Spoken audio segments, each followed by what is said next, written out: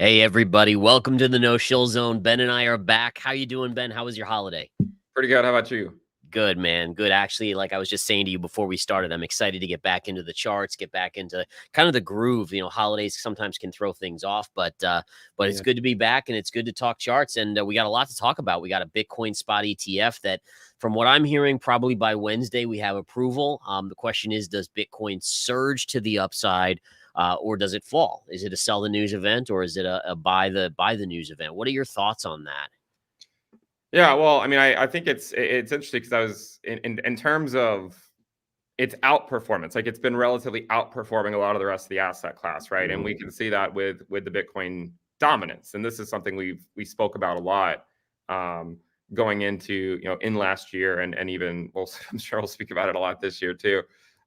Yeah, I mean, look, with Bitcoin going into these events, I mean these narratives are something that a lot of investors hold on to for dear life, right? And it certainly could be, it certainly could be something that we rally into. But I do think it's important for investors to remember that even after it, right, there still can be significant corrections. I've seen a lot of people sort of suggest that it's essentially up only, and I when we get to this point where it seems like no one thinks it could ever go down again, I do start to get concerned about that. And I was actually looking at some of the data on that, and I think this might be an interesting chart to look at.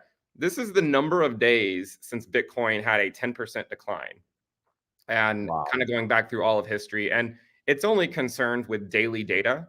Mhm. So like there are some periods where we get wicks, where it's already dropped 10%, but it is starting to flirt with historical records, right? Like we're on day 144. The longest it's ever gone is like, 155 or something, right? Like, so another 11 days or something. Yeah. Um, so I do think, while it's important to recognize that like spot ETFs and even the halving, right, they're certainly great narratives. They're certainly going to lead to uh, long-term money coming into the asset class. I do want people to remember that there can be pullbacks. And when you do get pullbacks, like the one we saw this past weekend, a lot of the altcoins took pretty big hits, even though Yeah. Bitcoin only dropped like, a couple of percent or so. Yeah, and I think that's so important to recognize. I saw your dominance chart up. I just want to show this on the dominance chart real quick. It's just something I saw as I was bringing it up. But if you take these recent lows and you just connect a line right through it, right? So we draw a parallel up and look at what that aligns perfectly to. So what this tells me is dominance is staying within a range right now, and it could get as high as this upper part, which would be near 56%. Downside continues to inch up, so the dominance again is in an upward channel. So the lows are still higher lows. And then, like you were saying, like the altcoins, I got made fun of and bashed so much for shorting altcoins, and then this weekend I closed out 3 so far for over 20% gain. Because again, it's doing what I've done for 24 years of trading, right? It's looking at charts. I don't care what it is, right? And I think that's the important thing is that it could be eggs, it could be milk, it could be gold, it could be anything, but there are things that repeat historically. And you look at, for instance, charts of Avalanche, right? Amazing move up, but just a little too high, too fast. And you look for these Right. checkbacks, and yesterday, again pulling back as low as around 31 after being at 50. I mean, it was an incredible move. And so it's not to say that Avalanche won't do well in the future. I don't think you or I, and will gladly admit that we don't know where these things are going to ultimately go in the next 5 years. But they ran too hard. They ran a little too fast. Solana, same kind of deal, and they're just due for pullbacks. And markets obviously are focusing right now on Bitcoin and the spot ETF. The 56% level is really interesting because I think there's some confluence around that level. We've looked at this like fib retracement on dominance before, where it Mhm. rallied back up to the 618 last cycle. And we've sort of noted like, all right, well, if it does that again this cycle, that puts it at 60%. But what's interesting about the 56% level is, do you see here when it crossed the 0.5, which was basically, today that would correspond to 56%, like the 0.5 fib retracement. Mhm. Um, Last cycle, when it crossed the 0.5 fib retracement, that marked the local top, right? So while dominance continued to go up after we went past the 0.5, which today would be 56%, that is ultimately what marked that sort of like that mid-cycle top, which is interesting because that mid-cycle top also came right before interest rates started to go back down. And Interesting. it really seems like it's playing out in a very similar manner, like, Bitcoin dominance potentially surging to 56%, which is a 0.5 fib retracement just a month or so before rate cuts arrive. And then what we'll notice is that dominance last cycle did not top until after rate cuts arrived. So it was basically the ordering of it was Bitcoin tops, then the first rate cut arrives, then Bitcoin dominance tops. So I'm really curious to see if it's going to play out in a similar manner. And the narrative is certainly there for it. I mean, you have the SPY ETF thing, the narrative that we were just talking about. There's a lot of altcoins sitting on some fairly precarious support levels on their Bitcoin pairs, right? Like Ether Bitcoin is right at that June 2022 low. And you have to wonder if the SPY ETF narrative is what's going to finally break the ETH Bitcoin valuation down. Now, that's one thing I wanted to talk to you about. So Ethereum has lagged not only Bitcoin, but it's lagged altcoins. Like what's the issue here? What's going on with Ethereum? Why can't it catch a bid? I mean, it certainly isn't performing like some of these altcoins that have gone 2x, 3x, 10x even. Is it just that people are now looking at Solana, they're looking at alternatives? Is it kind of like the breakdown of the future of Ethereum, or is it just a period of time? I think it's just a period of time. I mean, honestly, I don't really think Ethereum has any competitors, frankly. I think Yeah. it's fundamentally, I think it's a lot better than the chains that it's attempting, or the other chains that are attempting to compete with Ethereum. I think Ethereum is fundamentally better. What I think where we are with the Ethereum Bitcoin valuation is I think we're essentially repeating this pattern right here from the last cycle, where you essentially have this low that you put in, and after that low, if we take a week, like a date range here from this low to when it actually broke down, it was 83 weeks, right? It was 83 weeks from this low here. We're currently on 82 weeks. And what's really interesting is that when it finally broke down last cycle, that's ultimately what marked that top for Bitcoin. So again, some confluence with the Ether Bitcoin pair as it relates to, to Bitcoin dominance and all that stuff. So I think that essentially I don't think Ethereum is dead or anything like that. I just think that this is the part of the cycle that we're at. And my guess is that sometime over the next several weeks, we'll see it, break down into this region over here. And then from here, somewhere in here, I would suspect it will find a low from there. What price is that approximately? Yeah, I mean, so my target for the Ether Bitcoin pair has been between 0.03 to 0.04. I think that is ultimately what will mark the final low for ETH, because I do think it will be a higher low compared to this. Like, I don't think it's going to go all the way back down to like less than 0.02. I think it could be sort of a macro higher low. We also got these macro lower highs, and arguably what's happening is that Ethereum is converging on its Bitcoin pair to whatever, say, the fair value is, right? And if you were to think about this in terms of like some type of regression model, you can kind of see like as it's slowly figuring out where that fair value is. I think that's basically where we are, and it's slowly going. So I'm guessing my guess is it does something like this, where it falls in here, spends some time here, and then eventually moves back up into early 2025. Gotcha. Now, just going to my chart on the Ethereum, I just wanted to show people that you have this ever since it bottomed out. It's basically stayed within this channel range as well. And what you're talking about, if Ethereum does dip, I have max downside. This longer term trend line, the base of the channel is around the 1650, 1660 area down here. So I don't know if that coordinates with anything, but it is just interesting to look at Ethereum, how it gets to the high end, then goes to the low end, high end, low end, and then we're back just underneath the high end at this point of the channel. That's really gone on for now almost a year and a half, a little over a year and a half since we put in that bottom. So interesting stuff on the crypto markets. And moving more towards the economic picture. I mean, you were just mentioning the ISM data. If you want to kind of talk a little bit about that, and we can talk jobs numbers as well. Yeah, there's been a lot of conflicting reports when it comes to jobs numbers, right? Like, so if we were to look at like initial claims, are really, really low. I mean, they're like at 200,000. Continued claims are not that bad. I mean, they're kind of elevated, but not that bad yet. But the ISMs, you have a few data points that are bad. The ISM services employment came in at 43.3.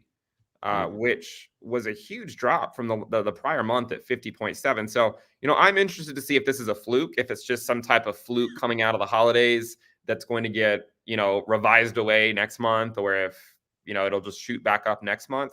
But that's a pretty big, That is. that's a pretty big story. And I believe for those of you watching, I believe anything below 50 is contraction. Right. Yeah. So, you can see on this chart here, like it's, where it is right now, it doesn't even look that different from what we saw back in 2020 in terms of the rate at which it's dropping. So Yeah, I was just gonna say that's the issue with the Fed, is that they tighten and tighten and tighten because everything is looking good, and then eventually it breaks like that, and then they're forced to cut like several hundred basis points. right. And I think that's what for everyone out there, if those of you that were around or trading back in 08, 07, 08, that's basically what happened. Is the economic data started to slip slowly. Everyone kind of wrote it off because the jobs data was staying so strong. And then once the jobs data started to turn, it was like a cliff dive. And I think that's because on a psychological basis, business owners, they want to believe in the soft landing narrative, right? We're being told that, oh, the Fed's going to engineer this perfect landing. And so they don't want to fire anyone, right? Hey, if we're going to have a perfect landing and we're going to take back off, like why would you want to let people go that are doing good jobs and then have to come back and find people again, right? Especially during COVID when it was so hard to find people. And so this thought process is that until they really lose hope that the economy is not going to take off again, they're going to not lay off people. And I think that's why jobs data stays so strong until it doesn't, and then it collapses down. The other thing to keep in mind too is, the jobs data on Friday, we know it was good. Yields did rally a little bit, but if you look at today, the 10-year is right back down, negating all of that gain. And there's a lot of talk about that jobs data, even though more jobs were created in the non-farm payrolls than expected. A lot of it was part-time work. In fact, a majority of it was part-time work or people being hired in the government. And I think that also sways people into saying, wait a minute, is this really a strong jobs market, or are people just taking 3 part-time jobs because inflation has wrecked them to the point where they have to be able to pay their rent? Yeah. Yeah. And again, this stuff lags. Business cycles take forever to play out, and they often take years to play out.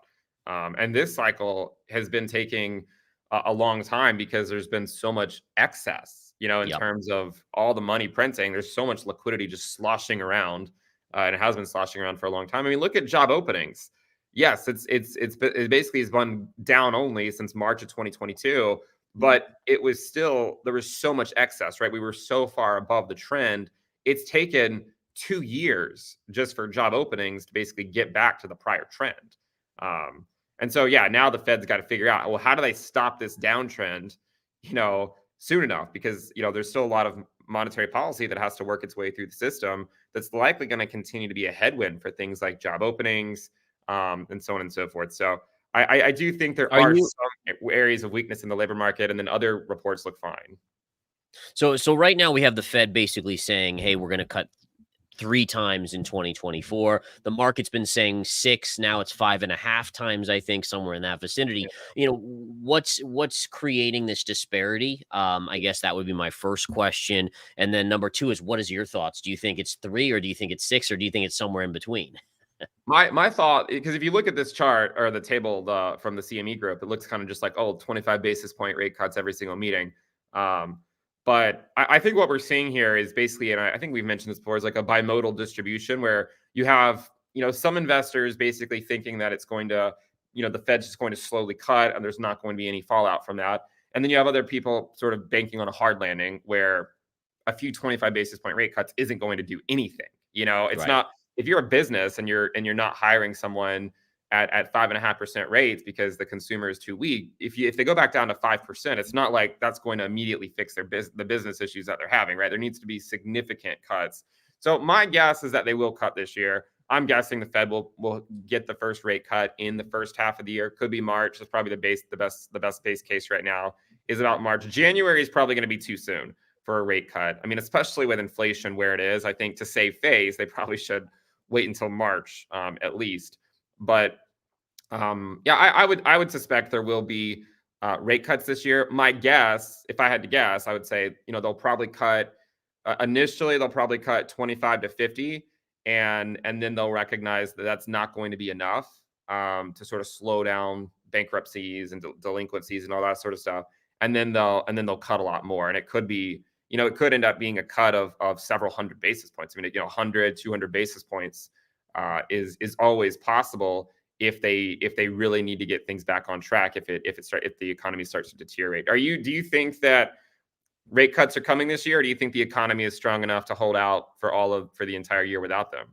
No, I do think rate cuts are coming this year. I think, though, that the Fed is going to be as careful or as cautious on rate cuts as they can, because they are worried about repeating the 80s issues with Volcker and having a spike again in inflation. So my guess is, just like they were behind the curve initially with inflation and raising rates, they'll be behind the curve on cutting, because, again, they just worry that, hey, listen, if we see a secondary spike in inflation, that's going to really be a huge detriment. And we know that Jerome Powell has said that many times. He doesn't want to repeat those mistakes. And so that's my guess of what happens is they'll cut a little bit, but they'll be behind the curve.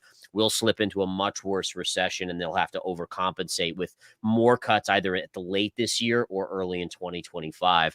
But it is interesting to kind of see it all playing out before our eyes, and wondering, where does the stock market end up, right? I mean, we know historically that the stock market, people are always saying, hey, listen, buy stocks because they're going to start cutting rates and printing money. But historically, that's not always the best thing to do.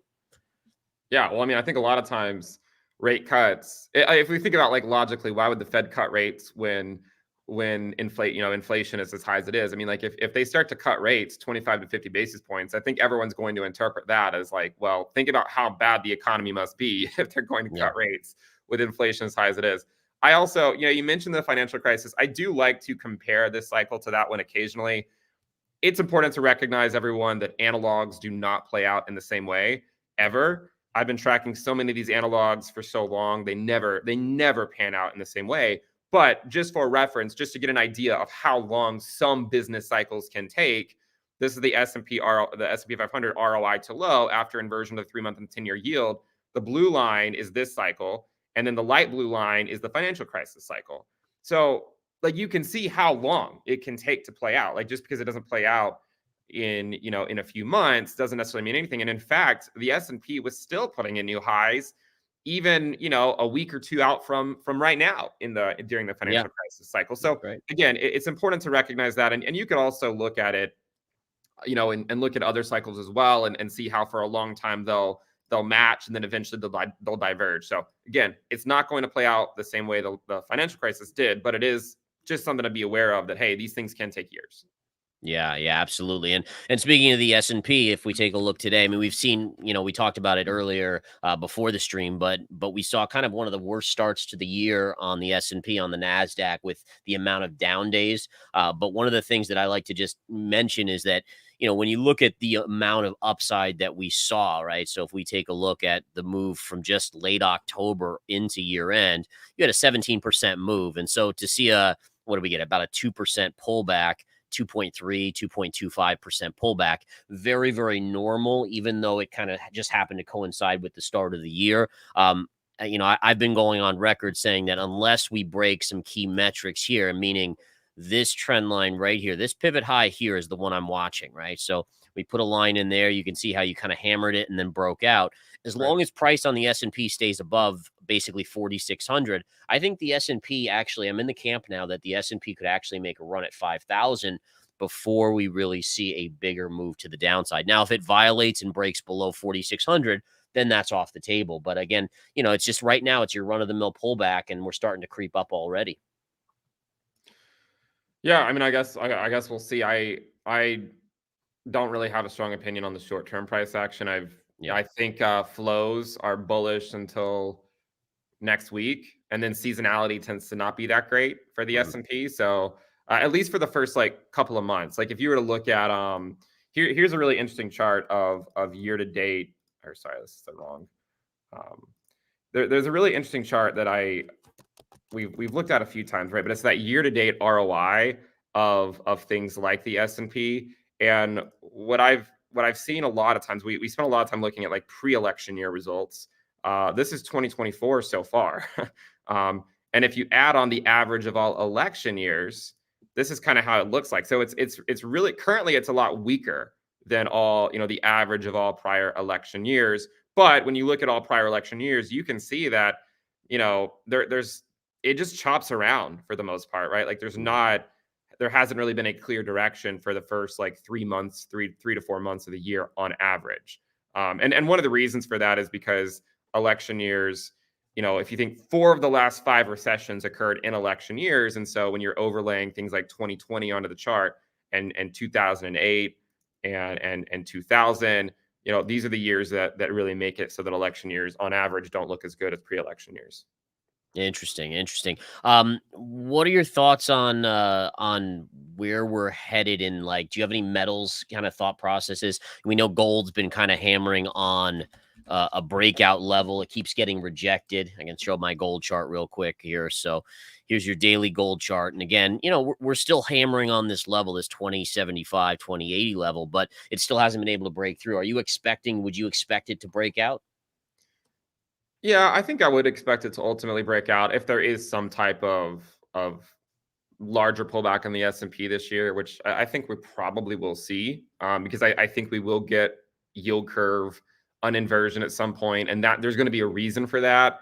Oftentimes, when that sort of stuff happens, I think gold can get an initial pullback, but it tends to be a lot quicker to move back up once QE returns than risk assets do, right? Because when people go risk off, a lot of times that means going into things like gold or cash or things like that. So yeah, I mean, gold can have pullbacks, but I'm still in the camp that gold will probably break to the upside this year, even if there is sort of. And again, like look at last cycle, right? In 2019, there were always some pullbacks, but it eventually broke out. It Yeah. eventually finally it made that move, and then even when you look at like the March 2020 crash, remember like stocks and a lot of at-risk assets were putting in new lows. Gold had a pullback, but it was just a higher low, right? It was just a higher low. It wasn't nearly as bad for gold as it was for like the S&P. So yeah, I'm in the camp that it'll likely just keep on trending up. Could get a pretty big shakeout, but I would still generally expect higher lows. Yeah, and one thing I just wanted to show too is this is the chart on gold again. But what we could see back in 2014, 15, 16, 17, 18, 19 is you had very similar price action in that you kept on hammering on at that point, it was the 1370-ish area over, and it got rejected, over, it got rejected, rejected, literally, 5, 6 times here. But then you got the breakout. And once that happened, it was a pretty sharp, quick move up to that 2000 and change level. And so the concept is now you're hammering again on this. And at some point, if you do break out, meaning you close above, let's say 2080 or 2100, you get that bigger move. I think, potentially to about 2500. Yeah. I mean, I think gold will probably outperform silver as well, for at least a little while, and then maybe later on in QE, maybe silver, the gold silver ratio will start to go back the other way. But I'm still in the camp that gold will outperform, Yeah, at me least too. at And least in the short term. Sorry, buddy. I didn't mean to cut you off, but yeah, one of the things on silver that I think investors need to recognize is that it's become more and more of an industrial metal, and to me, at least, it's kind of gotten away a little bit from a store of safety as it's being used more and more industrially. So I do agree with you. I think that in the near term, silver could underperform because it's not the pure play anymore. The pure play for safety is gold. Versus a recession or something worse would affect the demand for silver. But long term, I do agree that I think eventually silver breaks out as well. What are your views on I was gonna ask you, like, because on like lower market cap stuff, like the Russell and Ooh. that sort of stuff, because that stuff had a pretty big surge at the end of the year, but it's had a pretty large pullback over the last couple of weeks, and I'd be curious to get your thoughts on the Russell. Yeah, so the Russell, you're right. I mean, amazing end of year surge. I think there was a combination of effects that drove the Russell up. I think it went up like 26% from just in late October into the year end. And those factors were this is when you had a lot of the other tech stocks, the Magnificent Seven, already up tremendously, people just naturally start looking for where are things on sale, right? It's hard to pay up Microsoft and on Apple at the, Apple at the 200 level. We know it's pulled back already. So what they did was they said, okay, well, what hasn't run? Let's run this into year end. And then I also think the narrative of a soft landing, interest rates coming down. Remember that the Russell is made up of a lot of companies that are smaller. Therefore, they're not profitable. They have to borrow money. Borrowing costs when interest rates are sky high are death, for these type of companies. So if expectations are that interest rates start to drop, then the Russell stocks do a lot better. So I think that's a combination. Now, looking at the chart, there was a downsloping trend line we broke out of. So on a short-term basis, you buy the retrace to the scene of the crime, which is if the Russell dumps out to 186, 187, that's a buying opportunity. It broke out. If it comes back here, this now becomes support. The only thing that would get me scared on the Russell, and it may happen this year, in fact, I do think eventually it does, is this trend line from the low of COVID to this pivot low going back to November of 2023. If that gets broken to the downside, that would be big trouble for, that would be a significant breakdown. But right now, at least, and again, keep in mind, I'm looking at a much shorter time frame. I'm looking, 1 month out or so. If this did pull back, I would be a buyer for a quick trade to the upside. Yeah, the Russell is I drew this potential path out. Like, I don't know if you remember, but I drew this out like 6 months ago. Yep. And I don't know if it's going to play out, but it's basically just sort of like an acknowledgement that you have your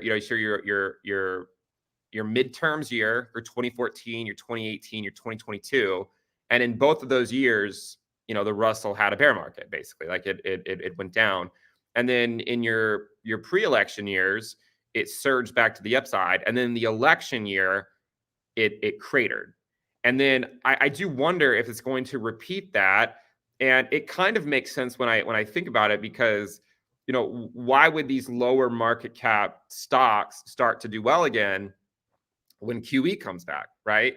And what better time to start QE than in an election year where there's going to be a lot more political pressure to do so. So I would be curious, like if it does break those trend lines that you were drawing out, like if it doesn't hold those, but I'd be curious, because in all of these prior cases, it was a lower low, right? It was a low and then a lower low and then a low. And then a lot of times, the S&P didn't even put in a lower low in 2016. It was a higher low, but the Russell put in a lower low.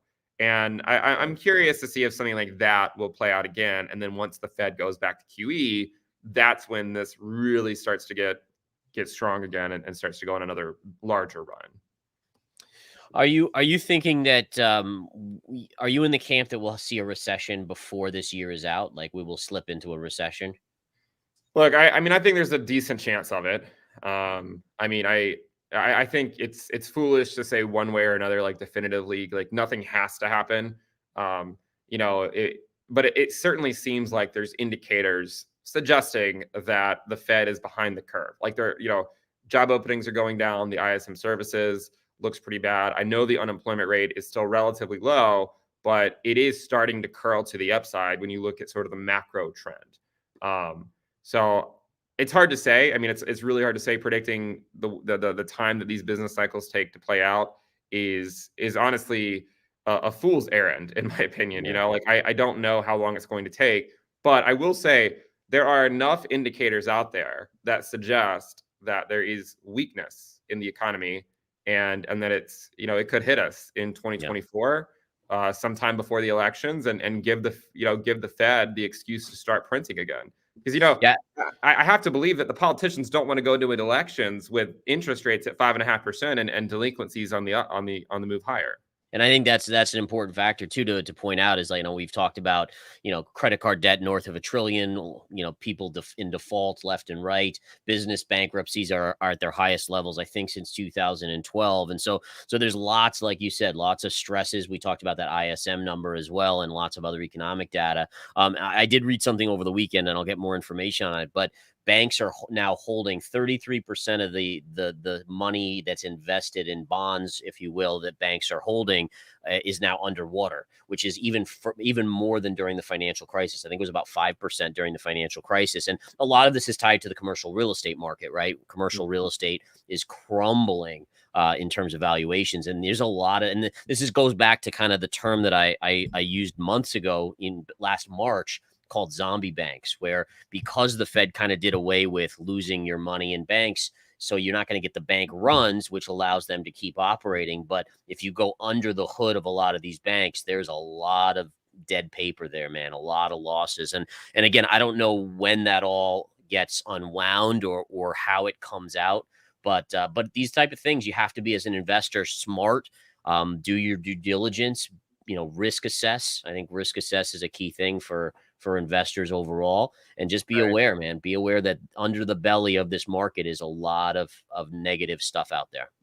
Yeah, and just for clarity for everyone, I mean, with the S&P, it's not like my investments in that are just based on risk metrics. I'm not trying to time anything there. It's more just like a boring DCA into the index, as long as the risk level is low. But yeah, I think we should wrap it up. It's been about 30 minutes, guys. If you're not subscribed to Gareth, make sure you do that. All the links to his channels and his website down in the description below. A lot of great stuff over there. Check it out. Yeah, same thing for Ben, by the way, guys. Follow him. He knows his stuff. As you can see, his charts are absolutely phenomenal. His data is phenomenal. So make sure you follow him, and we will be back next Monday at 11 a.m. You guys have a good one. See you guys.